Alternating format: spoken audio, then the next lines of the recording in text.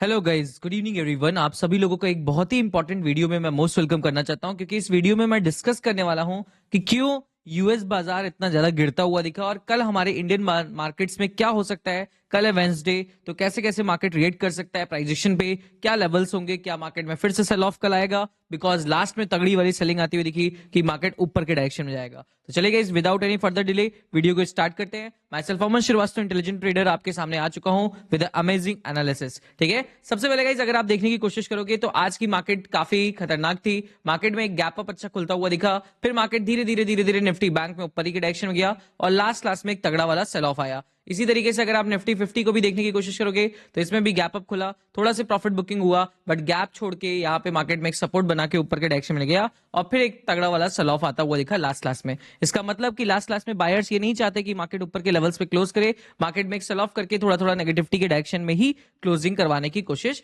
करे। इसको ध्यान दीजिएगा। बट ये सब चीजें हो क्यों रही है, इतनी वोलेटिलिटी आ क्यों रही है। और नैस्डैक में भी अगर आपने ध्यान नहीं दिया था तो आपको बता दूं कि नैस्डैक में भी काफी बड़ी गिरावट आती हुई दिखी थी एक दिन पहले, एंड उसमें काफी नेगेटिविटी की बात मानी गई थी। इसको याद रखिएगा। मैं आपको थोड़ा सा प्राइस एक्शन नैस्डैक का भी दिखा देता हूं। सबसे ज्यादा आईटी सेक्टर के स्टॉक्स इसी के अंदर हैं यूएस के, और पूरा यूएस मार्केट ब्लीड कर रहा था बिकॉज ऑफ नैस्डैक। आप देख सकते हो यहाँ पे बड़ा गैप डाउन। ये सब हो रहा है डीप सीक एआई की वजह से। जिनको नहीं पता उनको पता रहना चाहिए कि डीप सीक एआई एक चाइनीज एआई आपका आता हुआ दिख गया है, जो लॉन्च हो गया है, और वो उसकी मतलब सब कुछ जिसको कहते हैं ना, नई नई चीजों को एनालाइज करके उसकी पावर बहुत अच्छी है। जैसे चैट जीपीटी को हम लोग यूज करते थे, वैसे ही डीप सीक एआई भी है, बट इसमें बहुत ज्यादा एनालाइजिंग पावर और अच्छी होती हुई दिख रही है। और इसको मतलब जिसको कहते हैं ना, ट्रेन करने का जो कॉस्ट आ रहा है वो और कम आता हुआ दिख रहा है। लगभग 20 गुना कम आता हुआ दिख रहा है ट्रेन करने का कॉस्ट। जैसे कि चैट जीपीटी को मान लेते हैं एक्स मिलियन डॉलर्स लगता था उसको ट्रेन करने में and everything, data and everything को हैंडल करने में,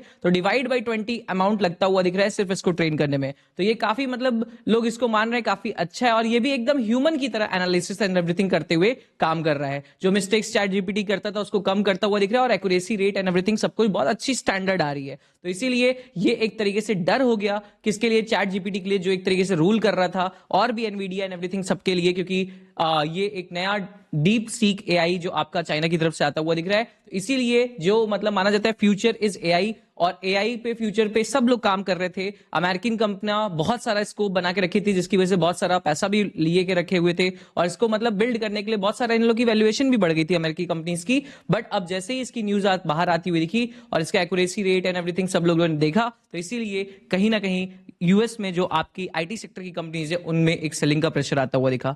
ये पॉइंट सबको समझ में आ गया तो एक बार ओके लिख दीजिएगा कमेंट सेक्शन में। एंड यही मेन रीजन था कि यूएस के सारे आईटी सेक्टर के स्टॉक्स काफी ज्यादा क्रैश करते हुए दिखे अभी के टाइम पे। बट अभी देखने की कोशिश करेंगे आज की मार्केट से खुलने, यूएस मार्केट से खुलने के पहले डाउ के फ्यूचर्स अभी थोड़ा सा नेगेटिव चल रहे हैं, बट नैस्डैक के फ्यूचर्स न्यूट्रल टू हल्का से पॉजिटिव चल रहे हैं। अब आज रात में कैसे मार्केट ट्रेड करता है यूएस का, वो बहुत इंपॉर्टेंट रहेगा।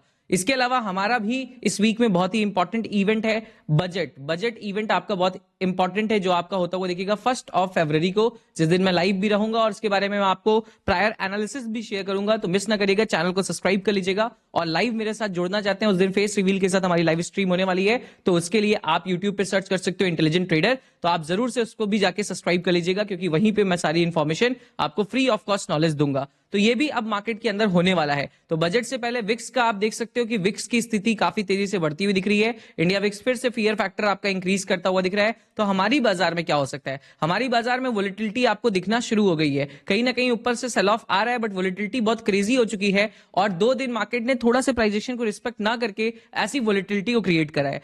क्या ये चीज बजट तक भी हो सकती है? यस, इसका आंसर है यस। हो सकता है ऐसी वोलेटिलिटी बजट तक रहे, क्योंकि मार्केट को क्लियर डायरेक्शन नहीं मिल पा रहा, मार्केट अभी कंफ्यूज्ड है, क्योंकि हमारे इंडियन बाजार से बहुत पैसा आउटफ्लो हुआ है, बहुत सारी चीजें अच्छी नहीं भी चल रही है। और आपको पता ही है कि अभी बजट अगर अच्छी चीजों से नहीं आता हुआ दिखा, बजट सबके लिए नहीं अच्छा हुआ कॉर्पोरेट्स एंड एवरीथिंग के लिए, तो हम लोग की मार्केट में काफी ज्यादा नेगेटिविटी का ट्रिगर मिल जाएगा। बस इसी उम्मीद में है कि बजट अच्छा हो सकता है, तो कुछ लोग इन्वेस्टर्स अभी इन्वेस्ट करते हुए दिख रहे हैं, बट अगर ऐसा नहीं हुआ तो मार्केट नेगेटिविटी के साइड में बहुत ज्यादा ट्रिगर भी हो सकता है। तो काफी सारी चीजें हैं जो मार्केट्स को इस टाइम मतलब हैम्पर कर रही हैं, तो इस चीज को आप ध्यान दीजिएगा। तो तो इसीलिए अभी ये मत सोचिएगा कि बहुत एग्रेसिव मोमेंटम का, आप एग्रेसिव मोमेंटम का प्लान करो कि यार एक डायरेक्शन का, थोड़ा थोड़ा स्कैल्प पे बिलीव रखो। मैं तो कहूंगा अपकमिंग 29-30 तक जब तक है, मतलब ये वीक के एंड तक थोड़ा स्कैल्प पे ज्यादा फोकस करो एज कंपेयर टू होल्डिंग वाले ट्रेड्स, क्योंकि मार्केट वोलेटाइल रहेगा। मार्केट में सब लोग अभी कंफ्यूज्ड है कि किस डायरेक्शन में मार्केट अपकमिंग डेज में जाने वाला है। ठीक है, इस चीज को थोड़ा सा ध्यान दीजिएगा।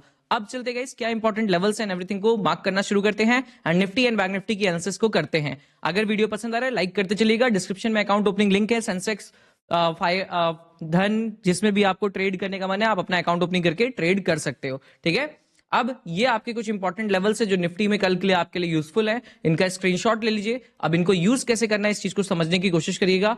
एक शार्प सेल ऑफ इस लेवल से मार्केट में आता हुआ दिखा और मार्केट ने यहां से बाउंस भी लेने की कोशिश करा, बट क्या ये गैप मार्केट में छूटता रहेगा? तो इसका आंसर है नहीं। मुझे जितना लगता है अगर मार्केट कल साइडवेज या थोड़ा मोड़ा गैप डाउन और थोड़ा मोड़ा गैप अप खुलता हुआ दिखता है, इन तीनों केस में अगर मार्केट में नेगेटिविटी की स्ट्रॉन्ग रेड कैंडलस्टिक कभी भी बनती हुई दिखती है तो वो एक सेल ऑफ को ट्रिगर कर सकती है, जिसका पहला टारगेट तो हम लोग का यही लेवल रहेगा और इसको ब्रेक करने के बाद ये डाउन साइड का गैप फिलिंग बहुत इजीली हो सकता है पॉसिबल, इसको याद रखिएगा। और अगर और वॉल्यूम आता है तो ये टारगेट्स भी आपका बना सकता है निफ्टी 50, इसको मिस ना करिएगा। फिर इसके बाद मार्केट हो सकता है वोलेटिलिटी दिखाए, रुकने की कोशिश करे, वो उस मार्केट के ऊपर डिपेंड करेगा।